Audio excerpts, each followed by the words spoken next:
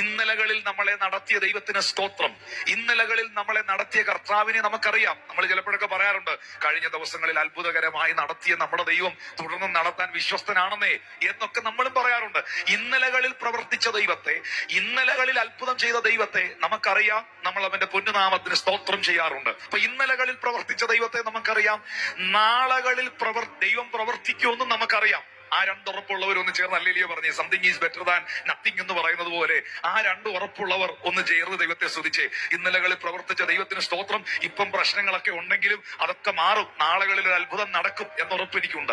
ഈ രണ്ട് വിശ്വാസവും മാർത്തയ്ക്കുണ്ടായിരുന്നു. അതുകൊണ്ടാണ് അവൾ പറഞ്ഞത്, കഴിഞ്ഞ ദിവസം നീ എന്റെ വീട്ടിൽ വന്നിരുന്നെങ്കിൽ എന്റെ സഹോദരൻ മരിക്കില്ലായിരുന്നു. സാരയില്ല, അടുത്ത നാളുകളിൽ, പുനരുത്ഥാന നാളുകളിൽ അവൻ ഉയർത്തെഴുന്നേൽക്കും. പക്ഷേ ആ വാക്കിന്റെ മുൻപിൽ യേശു പറഞ്ഞ മറുപടിയാണ് ശ്രദ്ധിക്കേണ്ടത്. അവനെ വെച്ച സ്ഥലം എവിടെ? അവനെ വെച്ച സ്ഥലം എവിടെ എന്ന് പറഞ്ഞാൽ എന്താണ് അതിന്റെ അർത്ഥം?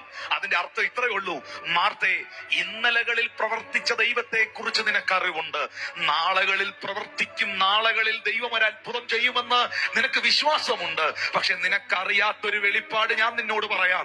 നിനക്കറിയാത്തൊരു സത്യം ഞാൻ നിന്നെ അറിയിക്കാം. ഞാൻ ഇന്നലകളുടെ ദൈവം മാത്രമല്ല, ഞാൻ നാളുകളുടെ ദൈവം മാത്രമല്ല, ഞാൻ ഇന്നിന്റെയും ദൈവമാണ്. അവനെ വെച്ച സ്ഥലം എവിടെ? ഇന്ന് നിന്റെ സഹോദരൻ ഉയർക്കാൻ പോവുകയാണ്. ഇന്ന് നിന്റെ വീട്ടിൽ ഒരു അത്ഭുതം നടക്കാൻ പോവുകയാണ്. ഇന്ന് ദൈവം നിനക്ക് വേണ്ടി ഒരു പ്രവൃത്തി ചെയ്യാൻ പോവുകയാണ്. അങ്ങനെങ്കിൽ എത്ര പേർ പറയും, എന്റെ യേശു ഇന്നലകളുടെ ദൈവം മാത്രമല്ല, അവൻ നാളുകളുടെ ദൈവം മാത്രമല്ല, അവൻ എന്റെ ഇന്നിന്റെ ദൈവമാണ്. Jesus Christ is same yesterday, today and forever. യേശു ക്രിസ്തു ഇന്നലെയും ഇന്നും എന്നേക്കും മാറ്റമില്ലാത്ത ദൈവം. അതുകൊണ്ട് ഇന്നലകളിലല്ല നാം ജീവിക്കേണ്ടത്, നാളുകളിലല്ല നാം ജീവിക്കേണ്ടത്. നമ്മുടെ ഇന്നുകളെ അത്ഭുതകരമായി നടത്തുന്ന ഒരു ദൈവമുണ്ട്. അതുകൊണ്ട് ആ കൈകളൊന്ന് ഉയർത്തിപ്പിടിച്ചേ. പരിശുദ്ധാത്മാവിന് ആ നിയോഗം തരുമ്പോൾ പ്രിയ ദൈവമക്കൾ കൈകൾ ഉയർത്തിപ്പിടിച്ചേ. എന്നിട്ട് പറഞ്ഞേ, യേശുവേ, ഇന്ന് ഈ വചനം കേട്ടോണ്ടിരിക്കുമ്പോൾ ഇന്നിന്റെ ദൈവമേ, ഇന്നലകളിൽ എന്നെ നടത്തിയ ദൈവത്തിന് സ്തോത്രം. നാളുകളിൽ അവിടുന്ന് കരുതുമെന്ന വാഗ്ദത്വം എനിക്കുണ്ട്. പക്ഷേ നീ ഇന്നലകളുടെ ദൈവം മാത്രമല്ല, നീ നാളുകളുടെ ദൈവം മാത്രമല്ല, നീ ഇന്നിന്റെയും ദൈവമാണ്. നീ ഇപ്പോഴും എന്റെ കർത്താവാണ്. നിനക്കിപ്പോഴും പ്രവർത്തിപ്പാൻ കഴിയും.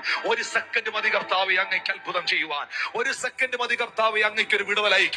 ആ കരങ്ങളെ ഒന്ന് ഉയർത്തി പ്രാർത്ഥിക്കുമ്പോൾ വർഷങ്ങളായി തടഞ്ഞു വെച്ചിരിക്കുന്ന, വർഷങ്ങളായി ദുഷ്ടൻ അടച്ചു വെച്ചിരിക്കുന്ന ആ വഴികളെ നിങ്ങൾക്ക് വേണ്ടി തുറക്കുവാൻ സ്വർഗത്തിലെ ദൈവം മതിയായവനാണ്. വിശ്വസിക്കുന്നവർക്കായി ഞാൻ ദൈവത്തെ സ്തുതിക്കുന്നു.